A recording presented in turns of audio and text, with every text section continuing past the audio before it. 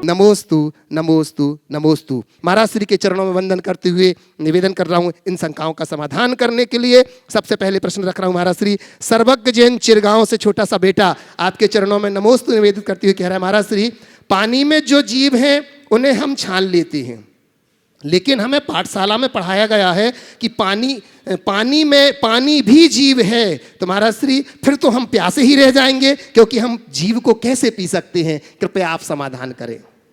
बहुत अच्छा सवाल है। पानी में रहने वाले जीव को हम छान सकते हैं, लेकिन जब पानी ही जीव है तो उसे कैसे छाने? देखिए, हमारे यहाँ एक शब्द आता है सख्यानुष्ठान, जितना सख्य उतना करें। आप गृहस्थ हो, दो तरह के प्राणी हैं, एक त्रस और एक स्थावर। त्रस प्राणी जो चलते फिरते प्राणी हैं और स्थावर जो एकेंद्रीय कहलाते हैं। स्थावर के लिए यथासंभव संयम रखें, त्रस की हिंसा से बचें। तो त्रस जीवों की हिंसा से हम बच जाते हैं, यही हमारी बहुत बड़ी अहिंसा है। बाकी तो हम श्वास लेते हैं उसमें भी हिंसा है। हम जो कुछ भी कर, वायु में भी जीव है, अग्नि में भी जीव है, सब तरफ जीव है। हमारी जितनी जागरूकता और तत्परता वही हमारी अहिंसा है। महाराज श्री सिद्धांत जैन दमोह मध्य प्रदेश से नमोस्तु करते हुए कह रहे हैं कि गुरुवर हम सोचते हैं कि हमारा मन सरोवर की तरह शांत रहे, लेकिन कई बार उस सरोवर में लोग पत्थर मारते हैं जिससे मन अशांत हो जाता है। गुरुवर ऐसे अशांत मन को कैसे शांत रखूं? कृपया मार्गदर्शन दीजिए। देखिए, शांत सरोवर में कोई पत्थर मारता है ना, उसमें लहर उत्पन्न होती है, पर लहर उसी में समा भी जाती है।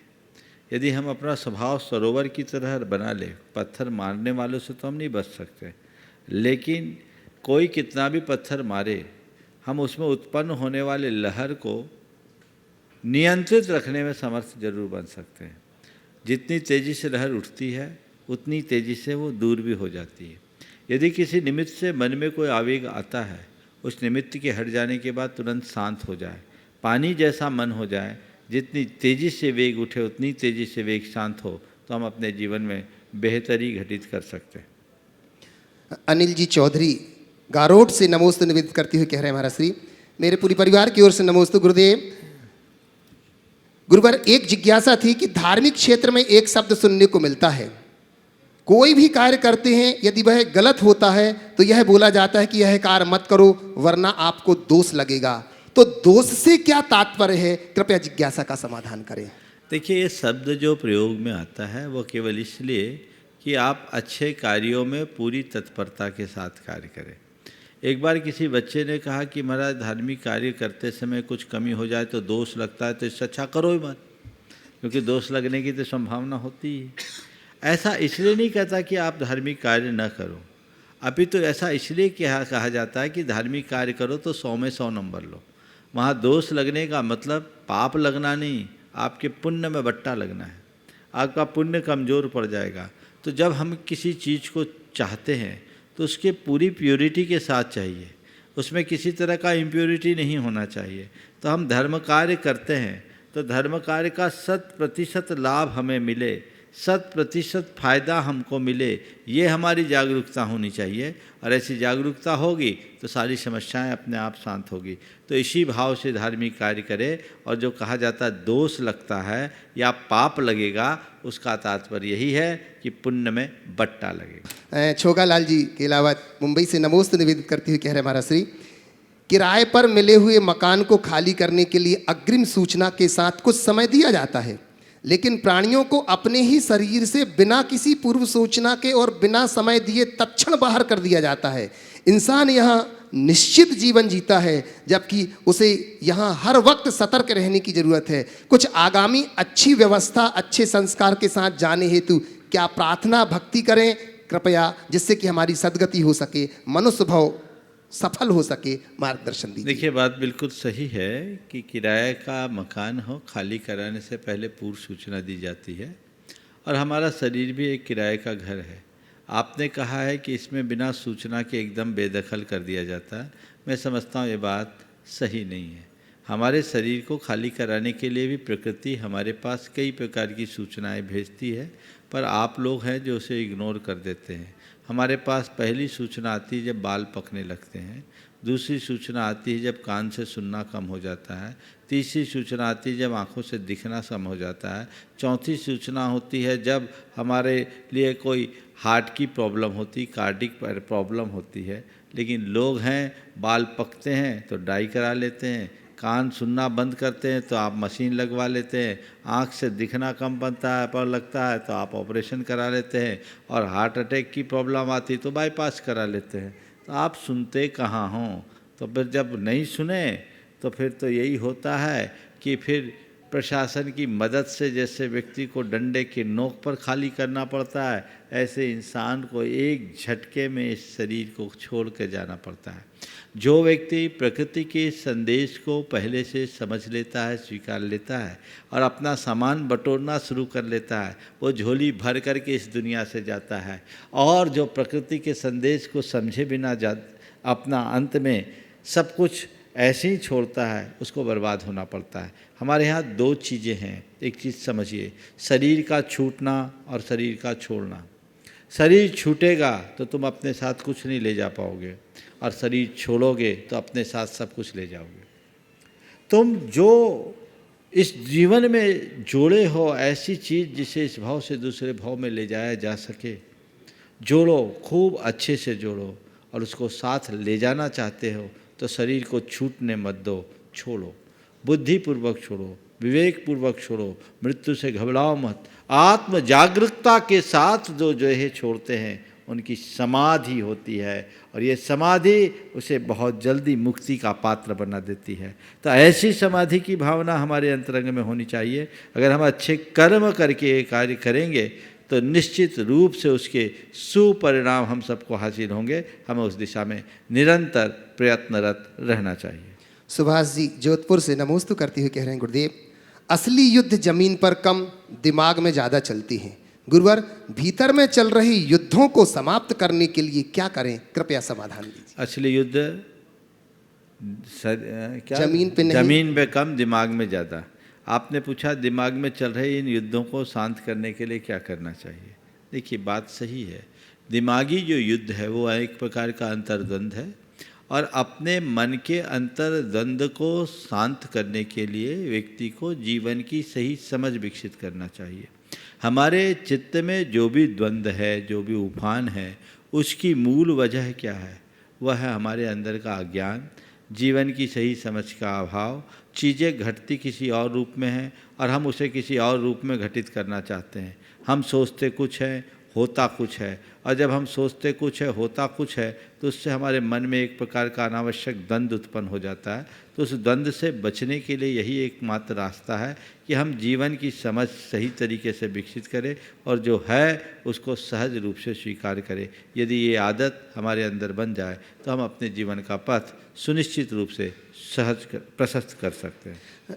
श्रुति जैन छपारा से नमोस्तु करती हुई कह रही हैं, बहन, कि खुल सकती हैं गांठें बस जरा से जतन से, मगर लोग कैंचियां चला करके सारा फसाना बदल देते हैं। हे गुरुदेव, हम अपने जीवन में इसे कैसे उतारें जिससे खुल सकती है गांठें जरा सी जतन से, लेकिन लोग कैंचियां चला के सारा फसाना बदल देते हैं। बहुत सार्थक पंक्तियाँ हैं। तो मैं तो पहले तो कहूँगा कि गांठें पड़े ही नहीं तो खोलने की जहमत ही ना उठाना पड़े, और कदाचित गांठ पड़ जाए तो उसे खोलने की तरकीब हमारे पास होनी चाहिए। जिनकी गांठ ढीली होती है उसे बहुत आसानी से खोला जाता है, लेकिन जिनकी गांठ बहुत पक्की और मजबूत होती है उसको खोला नहीं पड़ जाता, उसे कैंचियाँ चलानी पड़ती है। तो मैं कहूँगा कि पहले गांठ पड़े ही नहीं ऐसी कोशिश करो, और गांठ पड़ गई तो खुद की तत्परता से उसे खोलो, नहीं तो मान करके चलो कैंचियाँ तो चलनी ही हैं, इसलिए कैंचियाँ चले उससे पहले गांठ को खोलने की तैयारी कर लो। श्रीमती रेखा जी भंडारी जयपुर से नमोस्तु निवेदित करती हुई कह रही, महाराज श्री, मेरी जिज्ञासा यह है कि हम अपनी बुद्धि को कैसे पैनी प्रखर बनाएं कि पिछला भूले नहीं और आगे का जल्दी याद हो जाए। हम आपके सानिध्य में स्वाध्याय कर रहे हैं, विषय गूढ़ लगते हैं, उस वक्त तो समझ लगता है, समझ में आ गया, लेकिन विषय याद नहीं रह पाता। हम कैसे स्वाध्याय करें कि विषय कठिन भी नहीं लगे और याद भी रह जाए। कभी तो निराशा भी ना होने कभी कभी निराशा भी होने लगती महाराज श्री कि हम अभी बहुत जीरो पर हैं, कृपया हमें समाधान दें। देखिए, आपने पूछा हम अपनी बुद्धि को ऐसी तीक्ष्ण कैसे बनाएं कि पिछला भूले नहीं और आगे का याद बना रहे। बहुत अच्छी बात है, आप निरंतर लगन से अध्ययन कर रही हो। आपने एक अच्छी बात कही कि हमें समझ में तो आ जाता, याद नहीं रहता। कोई बात नहीं, घबराने जैसी कोई बात नहीं। सबसे पहली बात तो ये है कि याद तो हर मनुष्य को होता है। एक बार एक व्यक्ति ने मुझसे कहा कि महाराज जी, आपको तो गजब का ज्ञान है, हम तो आपके ज्ञान की बराबरी नहीं कर सकते। हमने कहा क्यों? बोले देखिए महाराज जी, आप जब अपने प्रवचन करते हो तो कहाँ कहाँ की बातें कब कब की बता देते हो। महाराज जी, शास्त्रों को तो पूरा आपने आत्मसात ही कर लिया, सारी गाथाएं, सारे संदर्भ आपको एकदम ताजे रहते हैं। मैंने उनसे कहा कि ऐसी कोई बात नहीं है, आपको भी याद रहती है। जैसा ज्ञान मेरे पास है वैसा ही ज्ञान आपके पास भी है। नहीं नहीं महाराज, मुझे तो कुछ भी याद नहीं रहता। मैंने कहा आपका काम क्या है? बोला महाराज मेरी दवाई की दुकान है। भोपाल की बात था और एक बड़े मेडिकल स्टोर के संचालक थे, मुझे पता था। मैंने कहा आपकी दुकान में कितने प्रकार की दवाइयाँ होगी? बोले महाराज हजारों प्रकार की। हमने पूछा कि यदि कोई प्रिस्क्रिप्शन लेकर आता है तो प्रिस्क्रिप्शन देख करके आपको पता रहता है कि दवाई हमारे यहाँ है कि नहीं? बोले महाराज सब अपडेट रहता है। बोले खोजते हो? बोले नहीं महाराज, खोजना भी नहीं पड़ता, हम लोग ऐसे जमा के रखते हैं, हमें पता रहता है कि कौन सी दवाई किस रैक के कौन से रो में है और कितनी क्वांटिटी में, ये भी पता रहता है। मैंने कहा अभी तो आप कह रहे थे कि आपको कुछ याद नहीं रहता और अब आपको सैकड़ों हजारों दवाइयों के नाम याद है और वो है भी कि नहीं भी ये भी पता है। ये कैसे पता है? बोला महाराज ये तो मेरा धंधा है, ये तो मेरा धंधा है। तो मैंने कहा ये भी मेरा धंधा है। मतलब क्या निकला? याद नहीं होता, ये बात ठीक नहीं है। हमें वह सब बातें याद रहती जिसके प्रति हमारी रुचि होती है, जिसे हम पकड़ लेते। आप छोड़िए, किसी पिक्चर को देखते हो तो एक बार में उसकी स्टोरी याद हो जाती कि नहीं? महाराज का प्रवचन सुनो, उसका सार भले याद ना हो, लेकिन एक मूवी देखो तो पूरी बातें याद होगा। आज से 20 बरस पहले किसी ने कोई गाली दी हो ना तो शब्द सब याद होगा। किसने कहा मेमोरी नहीं है? हाँ, हमने मेमोरी में बिना काम की चीज़ें भर रखी है और काम की चीज़ों के लिए जगह ही नहीं छोड़ी। जिधर हमारी अभिरुचि होती है उधर हमें प्रयास करना चाहिए। रुचि के अनुकूल कार्य करने का परिणाम अच्छा होता है। तो हम रुचिपूर्वक कार्य करें, जो अपनी रुचि बढ़ाए तो बहुत फर्क पड़ता है। दूसरी बात, स्वाध्याय के संदर्भ से जुड़े लोगों से मैं कहूँगा, याद करने के लिए मत पढ़िए, मन लगाने के लिए पढ़िए। कदाचित आपको याद न भी हो तो कोई दिक्कत नहीं, हमें पंडित थोड़ी बनना है। विनय पूर्वक पढ़ोगे तो उसके संस्कार तुम्हारे चित्त में स्थायी रूप से अंकित होंगे। शब्द भले भूल जाओ, भाव हृदय में होगा। और जब कभी कोई ऐसी बात आएगी तो मन में आवाज आएगी, ये बात हमने ऐसा पढ़ा, ये बात हमने ऐसी सुनी। इसलिए हताश मत होइए कि मुझे याद नहीं होता। और हर व्यक्ति की उम्र के अनुसार एक व्यवस्था होती है।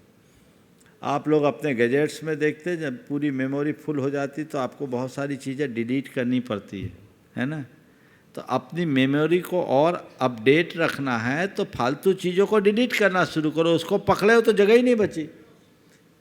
अपने गजेट में तो दूसरी चिप लगाई जा सकती, यहाँ तो कोई व्यवस्था नहीं है। यहाँ तो इसी चिप से काम करना जो नेचर ने आपको दिया है।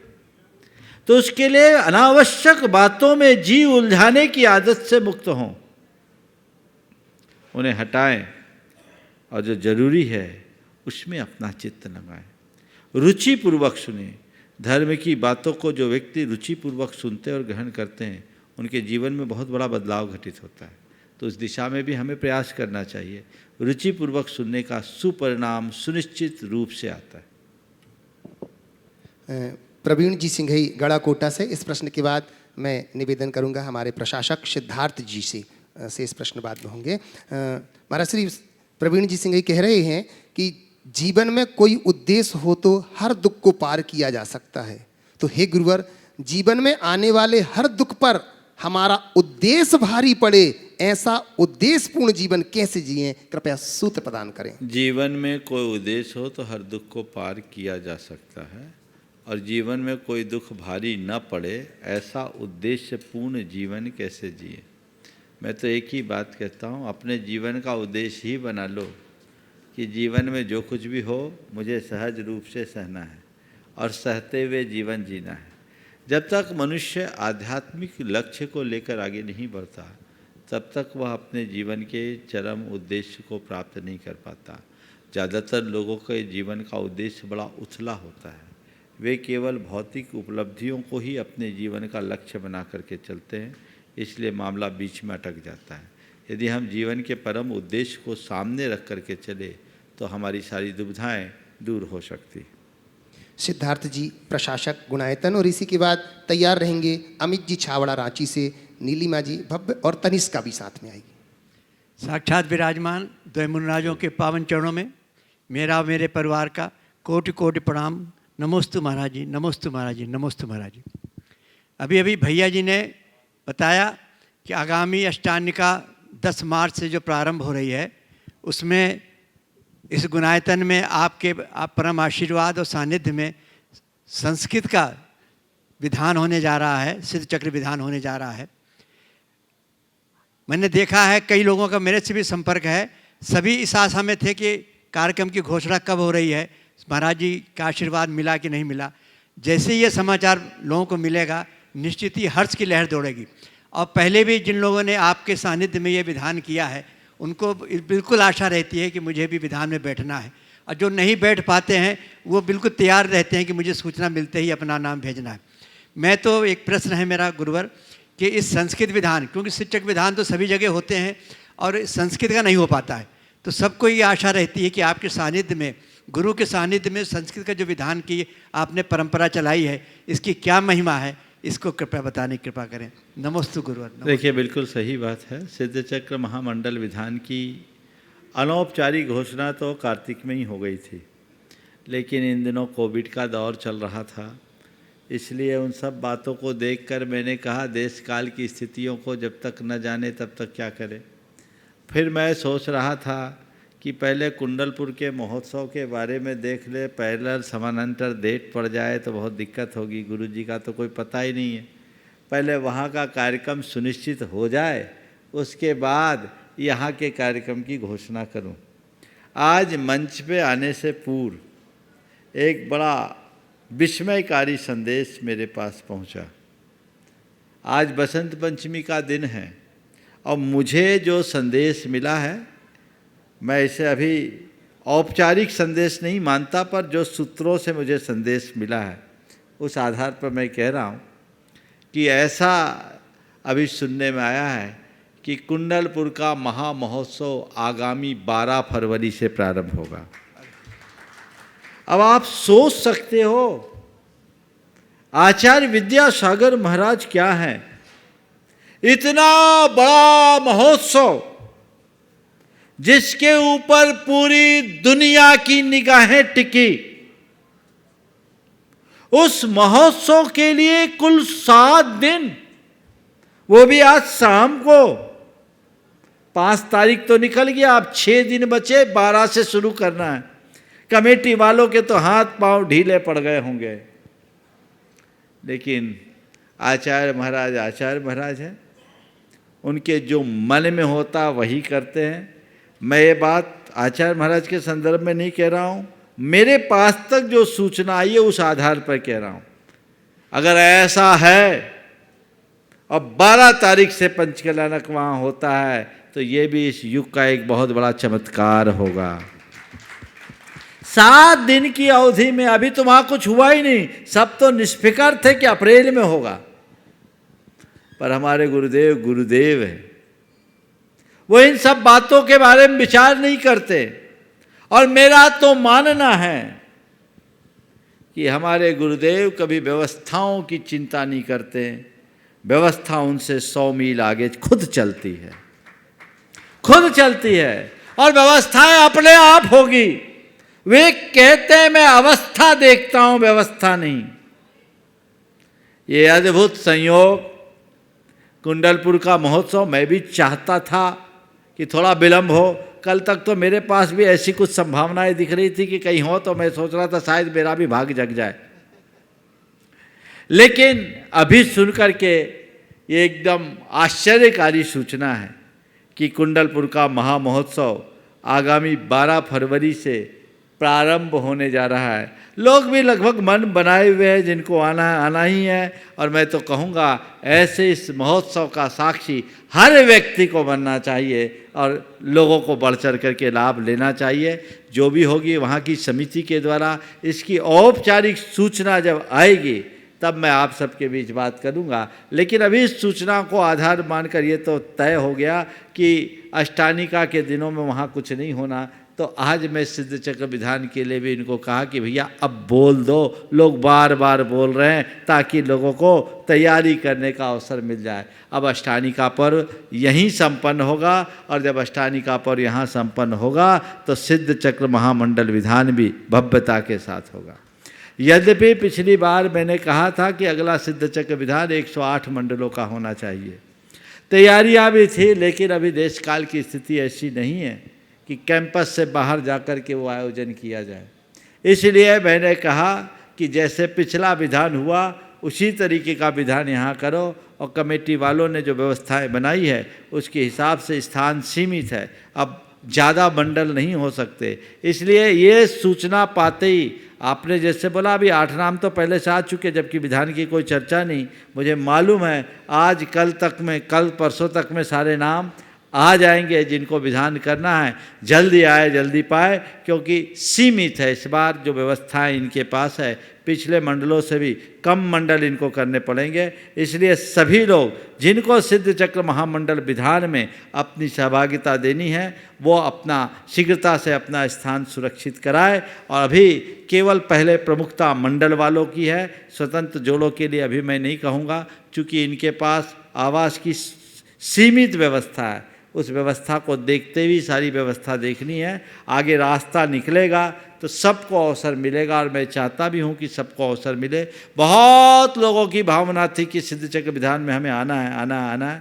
मौका आप सबको आ गया, अष्टानिका का पर्व, और यहाँ पर समेत शिखर जी में। और वे लोग तो बहुत भाग्यशाली होंगे जिनने आषाढ़ में भी किया, कार्तिक में भी किया और फागुन में भी किया, लगातार जिन्हें तीनों विधान करने का अवसर मिलेगा। और बहुत सारे लोगों के नाम यहाँ आ चुके हैं और इस सूचना को सुनते ही आएंगे। इसलिए सभी लोग सिद्ध चक्र विधान में अपनी सहभागिता पहले से सुनिश्चित कर ले। आपने पूछा सिद्ध चक्र मंडल विधान की क्या महिमा है, मुझे अपने मुख से बोलने की ज़रूरत नहीं है। जिन लोगों ने विधान किए उनसे पूछ लो कि सिद्ध चक्र विधान की क्या महिमा है। मैं ये कहूँगा ये सिद्ध चक्र विधान सिद्धि के लिए नहीं, शुद्धि और विशुद्धि का एक परम निमित्त है। जिसके जीवन में शुद्धि और विशुद्धि होती है वही एक दिन सिद्धि को प्राप्त करता है। तो ऐसे सिद्ध चक्र महामंडल विधान के आयोजन का ये सुसंयोग बना है, और जिनको भी लाभ लेना है शीघ्रता से ले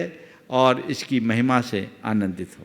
बड़े बाबा की कुंडलपुर के बड़े बाबा का जो ये महा महोत्सव संपन्न हो रहा है उसके लिए भी सभी लोग भावनात्मक रूप से अपने आप को जोड़े और अधिक से अधिक लोग बढ़ चढ़ करके हिस्सा ले। एक बार पुनः जयकारा कुंडलपुर के बड़े बाबा की जय जय जय। श्रवण संस्कृति के उन्नायक, प्रातः स्मरणीय अविस्मरणीय पूज्य गुरुवर विद्यासागर जी महाराज की जय जय जय। जय बोलिए नमोस्तु पूज्य गुरुदेव श्री नमोस्तु प्रमाण गुरु, सागर जी नमोस्तु महाराज की, जय। गुरुवर श्री अरहय सागर जी महाराज की। जय, बंधुओं, जय, जय। बड़े हर्ष का विषय है, रोम पुलकित हो रहा है इस विषय को सुनकर के। और आइए अमित जी छावड़ा रांची से, नीलिमा जी भव्य और तनीषा एक साथ पहुंच रही हैं। मैं अमित छाबड़ा रांची से, मेरा और मेरे पूरे परिवार का महाराज श्री के चरणों में बारंबार नमोस्तु नमोस्तु नमोस्तु। महाराज श्री, एक बिजनेसमैन होने के चलते मेरा आना जाना देश में हर जगह होता है। मेरे व्यवहार में वेज और नॉन वेज दोनों तरह के लोग आते हैं। बहुत बार ऐसा समय आता है कि नॉनवेज खाने वाला व्यक्ति मेरे को बोलता है कि मेरे को जैन मंदिर के दर्शन करने हैं, जैन गुरु के दर्शन करने हैं। ऐसी स्थिति में उनको दर्शन कराने ले जाने में मुझे दोष लगेगा कि धर्म लाभ होगा, कृपया मार्गदर्शन करें। अरे भाई, कोई नॉन वेज खाने वाला जैन मंदिर और जैन गुरु में के दर्शन के लिए आता है तो लाओ, पर उसको शुद्धि के साथ लाओ, कुल्ला वगैरह करा के लाओ। हो सकता है वो भगवान के दर्शन करके सुधर जाए और नॉन वेज छोड़ दे, तो ये हमारे लिए एक बड़ी उपलब्धि हो सकती है। उस दिशा में हमें प्रयास करना चाहिए। भव्य और तनीषा। नमोस्तु महाराज श्री, मेरी यह शंका है कि कहीं पर तो पार्श्वनाथ भगवान की मूर्ति के सिर पर सर्प होता है और कहीं पर प्रतिमा के ऊपर सर्प नहीं होता है, ऐसा क्यों? देखो, पार्षद भगवान को केवल ज्ञान के पहले जब उपसर्ग हुआ था तो उनके उपसर्ग के निवारण के लिए धर्मेंद्र ने अपना फल फैलाया था। तो जो उपसर्ग की मुद्रा हम जब स्थापित करते हैं तो सर्व सहित करते हैं। केवल ज्ञान होते ही सारा उपसर्ग दूर हो जाता है। तो जब हम केवल ज्ञान को प्राप्त करने के बाद की अवस्था की प्रतिमा जी विराजमान करते हैं तो बिना फन के करते हैं। आपके रांची में मूलनायक पार्श्वनाथ भगवान के ऊपर फन नहीं है, यानी वो केवल ज्ञान की अवस्था का है। समझ गया? चलिए नमोस्तु महाराज। तनीषा। और इसी के बाद निवेदन करूंगा दुर्गापुर पश्चिम बंगाल से गुणायतन के शिरोमणि संरक्षक अनिल जी अमिता जी, जिन्हें आज फिर बंधुओं वायव्य कोण के जिनालय के जो पंचायतन शैली का जिनालय यहाँ पर बन रहा है, पूर्व में इनको सौभाग्य मिला था एक चाबी रखने का, आज पुनः उन्हें एक चाबी रखने का सौभाग्य मिल गया है। उसकी चौकी पे, उसकी चौकी पर भी चाबी रखने का सौभाग्य इनको मिल गया है। न जाने और आगे कौन कौन से सौभाग्य ये लेंगे, ये तो भविष्य के गर्त में छिपा हुआ है। नमोस्तु महाराज श्री, मानसी जैन उदगिर लातूर द्वारा एक प्रश्न है कि विश्व में अनेक प्रकार के फूल होते हैं, पर भगवान जी को कमल के फूल पर ही क्यों विराजमान करते हैं? देखिए, बहुत अच्छी बात है। फूल तो अनेक प्रकार के हैं, कमल पर ही, भगवान के नीचे कमल ही क्यों होता है? देखिए, कमल को लक्ष्मी का प्रतीक माना गया है। किसका प्रतीक माना गया है? लक्ष्मी का। और कमल की एक दूसरी प्रतीक विशेषता है, कमल कीचड़ में होता है, कीचड़ से लिप्त होता है, पानी में होता है, पानी में लिप्त नहीं होता। समझ गए? तो भगवान के चरणों में कमल का होना संसार की विभूति का उनके चरणों में उमड़ने का द्योतक है। लक्ष्मी है भगवान के चरणों में। और आपने देखा होगा भगवान उससे 4 अंगुल ऊपर होते हैं। मूर्तियों में भले दिखता नहीं, अधर में नहीं रख सकते इसलिए, लेकिन यथार्थ भगवान अधर में होते हैं। तो भगवान का अधर में होना भगवान की अलिप्तता का प्रतीक है। समझ गए? इसलिए भगवान के चरणों के नीचे कमल रखते हैं। आसन में भी, यद्यपि भगवान के प्रातिहार्यों में सिंहासन है, पर ज़्यादातर आज भगवान के कमलासन पर विराजमान किया जाने लगा है। नमोस्तु महाराज श्री, नमोस्तु। अनिल जी अमिता जी दुर्गापुर से। और इसी के बाद निवेदन करूंगा मैं एनएल जैन साहब, कोषाध्यक्ष गुणायतन। गुरुदेव के चरणों में शत बार नमन। गुरुदेव, आज बसंत पंचमी क्या, मेरे जीवन में बसंत आ गया। आज फिर से मुझे मौका मिल गया, सुअवसर मिल गया चाबी रखने का। तो गुरुदेव आशीर्वाद दीजिए कि हमेशा ऐसे ही सुअवसर मुझे प्राप्त होते रहें। गुरुदेव, मेरा एक प्रश्न है जो कि सहारनपुर से प्रकाश जी वीना जी ने भेजा है। तिस्सा नामक गांव में एक बहुत प्राचीन चतुर्थकालीन मूर्ति है। किसी समय में वहाँ बहुत सारे जैन परिवार थे, पर अब कोई भी जैन परिवार वहाँ नहीं रहता है। तो उन लोगों ने मिलकर ये एक ग्रुप बनाया है जिसमें कि वो वहाँ के लिए चंदा इकट्ठा करते हैं और वहाँ की देख रेख और उसका जीर्णोद्धार में सहायता करते हैं। कुछ लोग इसमें विकल्प करते हैं, तो उन्होंने पूछा है कि क्या ऐसे चंदा इकट्ठा करना चाहिए और प्राथमिकता कहाँ होनी चाहिए, कि जो प्राचीन मंदिर हैं उसके जीर्णोद्धार के लिए या कहीं और। इस समाचार से वो आपके विचार जानकर दूसरों को संदेश देना चाहते हैं। बहुत अच्छा, बहुत अच्छी बात है। सबसे पहले तो वाकई में आज आपका बसंत है और आज इनके भाग्य के हिस्से में एक और विशेष चीज़ गई है जिसकी घोषणा मैं नहीं करूँगा। दोनों ने, पति पत्नी ने मुझसे निवेदन किया तो मैंने इन्हें एक कार्य के लिए आशीर्वाद दे दिया है। बहुत अच्छी बात है, ये तो भाग्यशाली लोगों को ही मिलता है। और अनिल जी, अमिता जी का तो हर कार्य में शुरू से योगदान रहा है और ये आज आपके ही पुण्य के खाते था। मैं लोग सभी से कहूँगा, धार्मिक कार्यों में व्यक्ति को बढ़ चढ़ कर के हिस्सा लेना चाहिए और भावना रखनी चाहिए कि सबसे पहले मैं, सबसे पहले मैं, सबसे पहले मैं। अब रहा सवाल आपका कि प्राचीन मंदिर है जिसके रख रखाव के लिए लोगों को चंदा करना पड़ता है। करना ही चाहिए। हमें अपने मंदिरों की सुरक्षा, उनकी पूजा प्रक्षाल की व्यवस्था, दीर्घकालिक व्यवस्थाएं सुनिश्चित करनी चाहिए और ऐसे कार्यों के लिए हमें बढ़ चढ़ कर के हिस्सा लेना चाहिए। जितना आवश्यक हो उतने धन का संग्रह करके उसे केवल संग्रहित नहीं करना चाहिए, अपितु वहाँ की व्यवस्था को सुव्यवस्था में बदलना चाहिए और न केवल जीर्णोद्धार करे अपितु उसके साथ भगवान की सेवा पूजा को भी सुनिश्चित करे, वो होती रहे, ऐसी व्यवस्था करनी चाहिए। मैं आपके माध्यम से सभी लोगों से कहूँगा, ये एक गांव की बात नहीं है, लगभग सभी गांवों का हाल यही है। गांव से लोग कस्बों और शहरों में आ गए हैं तो गांव खाली के खाली हैं। वहाँ कोई पूजन अभिषेक करने वाला भी नहीं दिखता। इक्का दुक्का घर है, वो भी अपने कामों में मगन रहते हैं। तो लोगों को चाहिए, जैसे सागर में एक ग्राम पूजन पुण्य दल बनाया है, IRS अधिकारी है अनूप जैन के नेतृत्व में। मैं उनके गांव में गया था, लोहारी में।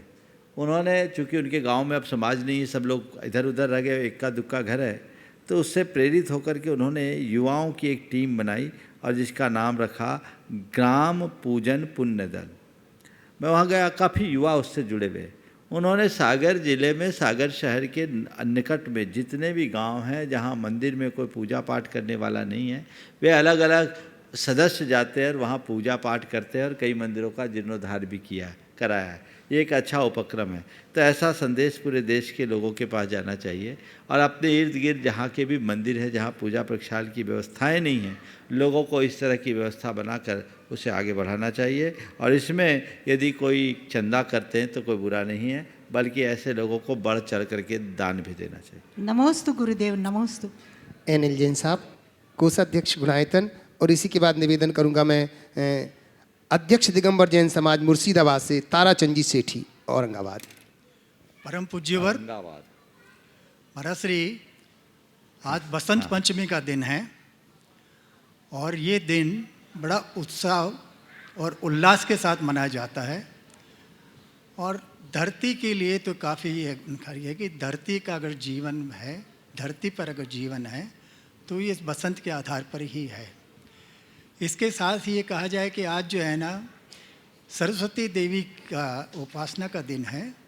वो ज्ञान की देवी है, सबको ज्ञान देती हैं और खुद जो है सबको पूरा ज्ञान दे कर के ऊपर उनको बढ़ाती है। महाराज जी, मेरी ये जिज्ञासा है कि लोगों को ज्ञान होने के बाद भी वो जो अपनी ज़मीन है, बेरंग जो ज़मीन है, बेरंग ज़मीन, उसका कैसे जो है ना उत्तरदायित्व करें कि उसका उत्तरदायित्व बना करके उसको वापस उसको जो बनाए उसको, ऐसा कुछ। ऊषर भूमि होती है, बंजर भूमि होती है, तो इस ऊषर भूमि को या बंजर भूमि को उपजाऊ कैसे बनाए। देखिए, अगर आपको खेती का अनुभव हो तो मैं आपको बताता हूँ, शायद नहीं होगा, पर मैंने खेती करते हुए बहुत लोगों को देखा, किया तो नहीं, पर विहार करते समय, किसानों के मध्य जाते समय मैंने बहुतों को निकटता से देखा है।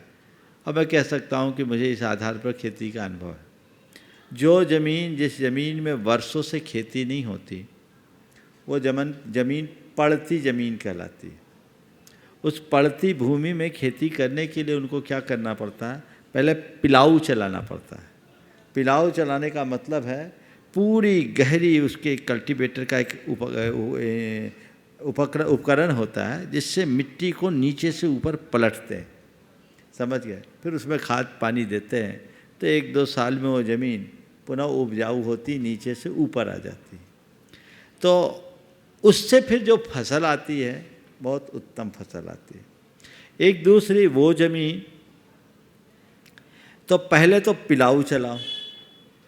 पिलाऊ चलाने का मतलब उस मिट्टी को पलटो। अपने जीवन की इस ऊषर भूमि को उपजाऊ बनाना चाहते हो, चित्त की भूमि को पलट दो, उस पर पिलाऊ चलाओ। किसका?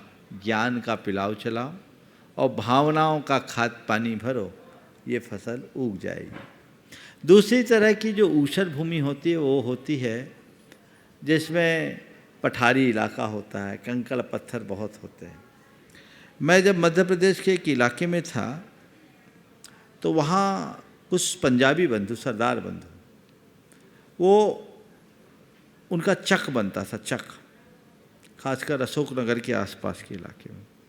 लोगों ने बोला महाराज जी ये लोग सब पंजाब से आए हुए हैं और ये नदी नालों के किनारों की बिल्कुल बेढब और ऊसर भूमि लेते हैं जिसमें कुछ नहीं होता, कांस होते थे, पर मेहनत करके पानी खींच के वहाँ लाते और उस ज़मीन को कीमती ज़मीन कर देते और वैसी चीज़ उगा लेते जो लोग अच्छी ज़मीन में भी नहीं उगा पाते, समझ गए। तो ये ऊसर भूमि को हरा भरा बनाने का एक तरीका है। तो मैं यही कहूँगा जिसकी चित्त की भूमि पूरी तरह ऊसर हो गई है उन्हें भी घबराने की ज़रूरत नहीं है। थोड़ा श्रम करो, मिट्टी को पलटो, आए हुए कंकड़ पत्थर को थोड़ा थोड़ा छांटना शुरू करो, सनय सनय, और थोड़ा खाद दो। तो जहाँ हमने ज्ञान और सद्भावों का खाद अपनी चित्त की भूमि में डालना शुरू कर दिया तो हम उसमें एक अच्छी फसल की खेती करने में समर्थ हो सकें। महाराज जी, बसंत पंचमी का इससे कैसे जो है ना, इसका देखिए आपने जो सवाल किया इसका बसंत पंचमी से कोई लेना देना नहीं है। बसंत तो एक प्रकृति के उल्लास की अभिव्यक्ति का अवसर है। इस समय प्रकृति हर्षित होती है और हमारे जीवन में बसंत की बहार आए तो उसके लिए अपने मन की उजाड़ को मिटाना होगा। नमोस्तु महाराज श्री। ताराचंद जी सेठी औरंगाबाद से, अध्यक्ष दिगंबर जैन समाज मुर्शिदाबाद। और इसी के बाद निवेदन करूंगा मैं सुभाष पूनम जी, CEO गुणायतन। तप संयम के हो अनुपम सागर, क्षमा धर्म के तुम हो अवतार, हे मोक्ष मार्ग के राही गुरुवर, आपके चरणों में मेरा बंधन बारंबार। गुरुवर, मेरे परिवार की तरफ से, औरंगाबाद समाज की तरफ से, मालदा समाज की तरफ से, पूरे मुर्शिदाबाद जिला दिगंबर जैन समाज की तरफ से आपके चरणों में कोटि कोटि बंदन। नमस्तु गुरुदेव, नमस्तु नमस्तु। मेरा प्रश्न गुरुदेव यह है, लोग कहते हैं कि तन की 85% बीमारी मन से उत्पन्न होती है, वो कैसे होती है? यदि यह सत्य है तो कैसे अपने मन पर नियंत्रण रख सके और इससे निजात पा सके? बहुत अच्छा सवाल किया है। तन से ज़्यादातर 85 शायद आपने कम किया, कुछ और ज़्यादा है। हमारी ज़्यादातर बीमारियों का संबंध हमारे तन से कम मन से ज़्यादा है। जब चीज़ें हमारे मन में जुड़ जाती हैं, हमारा मन उन चीज़ों से प्रभावित होता है, तो उसके परिणाम स्वरूप हमारी भावधारा बदलती है। भावधारा बदलने के कारण हमारी अंतःस्रावी ग्रंथियों का स्राव बिगड़ जाता है। अंतःस्रावी ग्रंथियाँ जब अपना नकारात्मक स्राव करने लगते हैं, उनसे नेगेटिव सिक्रेशंस होने लगते हैं, नकारात्मक हार्मोन्स हमारे शरीर में, नकारात्मक रसायन हमारे शरीर में आने लगते हैं, तो वो अनेक प्रकार की बीमारियों को जन्म देते हैं। एक बात तो ये है। तो हमारा जो मन है वो हमारे जीवन की एक बहुत बड़ी शक्ति है। इस शक्ति से हम अपना उत्थान भी कर सकते हैं, पतन भी कर सकते हैं। चीज़ें जब मन में बैठ जाती है तो हमारे मन से शरीर को वही कमांड मिलती है जो नहीं होनी चाहिए। आपको मैं मन का असर क्या है मेडिकल की भाषा में कहता हूँ। मेडिकल में 2 शब्द आते हैं, एक प्लेसिबो इफेक्ट और एक नोसिबो इफेक्ट। वैज्ञानिक इस पर बहुत शोध किए और इस पर अक्सर चर्चा होती।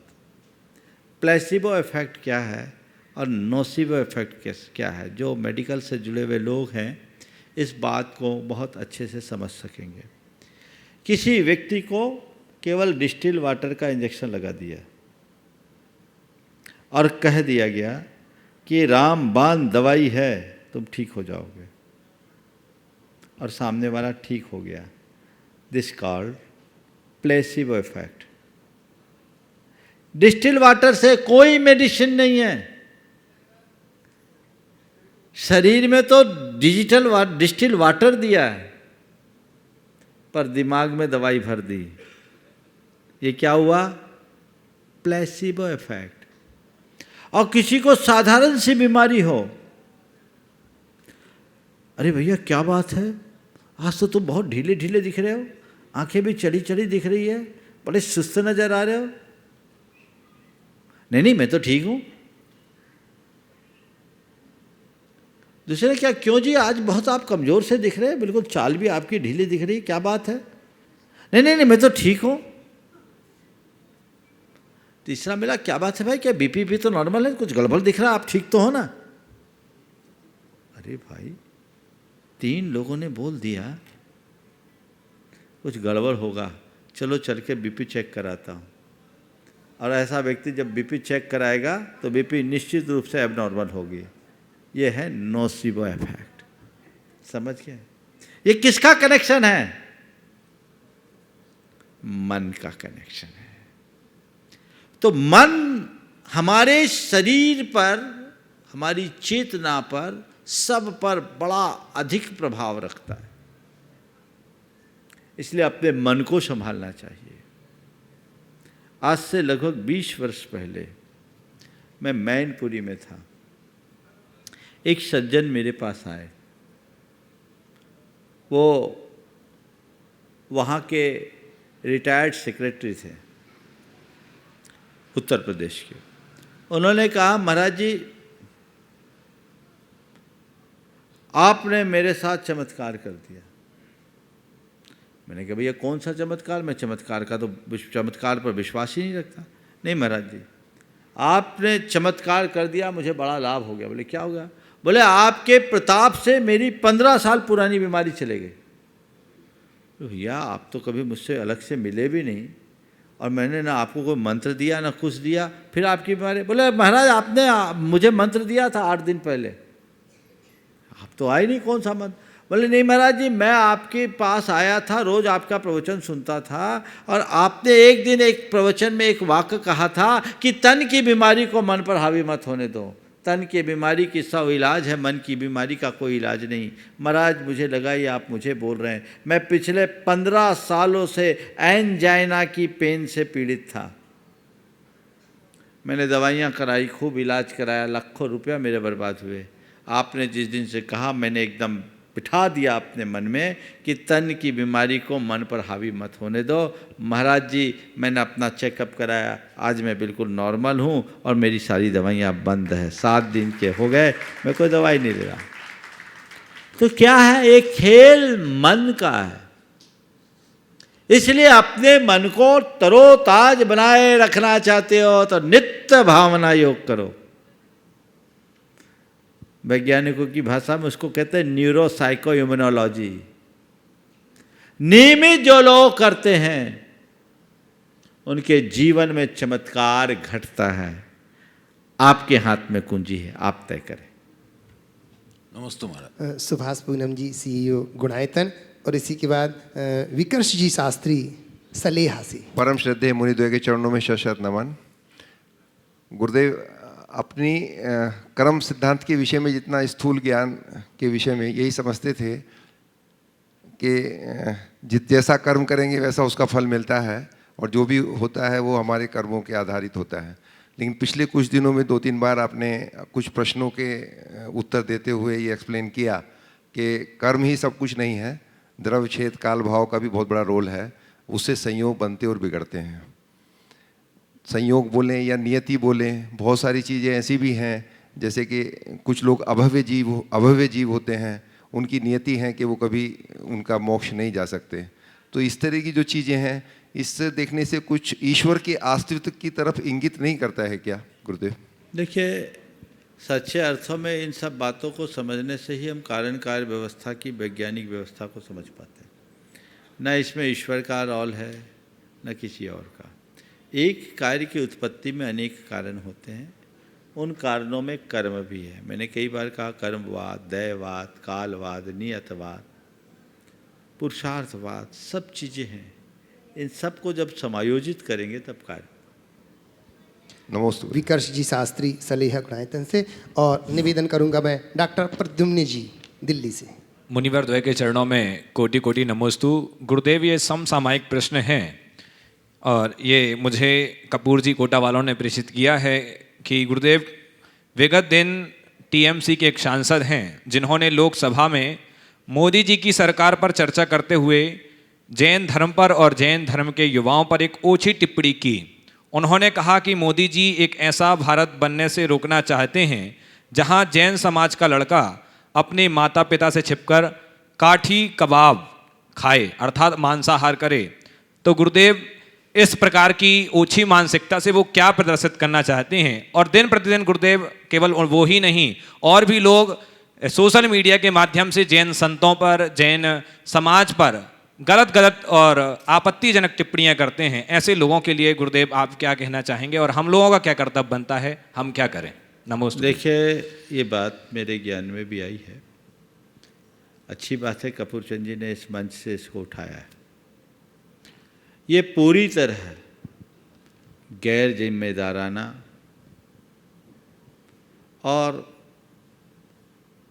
गलत हरकत है। उन्हें इसकी कोई ज़रूरत ही नहीं थी। वे अपनी बात कहने के लिए स्वतंत्र थी, कह सकती थी। किसी सरकार की नीति की आलोचना करना हर सांसद का मौलिक अधिकार है, पर उस आलोचना के क्रम में किसी धर्म, किसी परंपरा की आस्था पर चोट पहुंचाना, उनके परंपरागत मूल्यों को चुनौती देना अच्छी बात नहीं है। जिसने भी किया है, शायद कोई महिला सांसद है ना, क्या नाम है? महिला सांसद महोत्रा चलिए, जो भी हो, महुआ मेत्रा, महुआ मोइत्रा, जो भी उन्होंने किया है, ये कतई उचित नहीं किया है। सभी को इसकी निंदा करनी चाहिए, भर्त्सना करनी चाहिए। कोई भी ऐसा कहना, ये पूरी तरह गैर जिम्मेदाराना बात है। और सबसे पहला काम तो देश भर के लोगों को लोकसभा के अध्यक्ष तक ये संदेश पहुंचाना चाहिए कि इस अंश को कार्यवाही से विलोपित किया जाए, ताकि ये रिकॉर्ड में न रहे। और जिन्होंने ऐसी टिप्पणी की है, उन्हें ये कहना चाहिए कि हमने ये जो टिप्पणी की है, ये हमारी तरफ से गलती हुई। ऐसी टिप्पणी दोबारा कभी कोई ना करे। कोई भी व्यक्ति, किसी को भी इस तरह का कार्य करना कतई उचित नहीं है। हर व्यक्ति की अपनी जीवन शैली है, वो जैसे जीवन शैली अपनाना चाहता करे, लेकिन कभी किसी भी परंपरा पर इस तरह का आघात पहुंचाना ठीक बात नहीं है। मैं सभी से कहूँगा, इस समाचार को जो कुछ भी जानकारी उसे ले और उस सांसद के पास और लोकसभा के स्पीकर के पास ये बात ज़रूर पहुँचाएँ, ताकि उनको एहसास हो कि हम किसी के लिए कोई भी टिप्पणी करने के लिए स्वतंत्र नहीं है।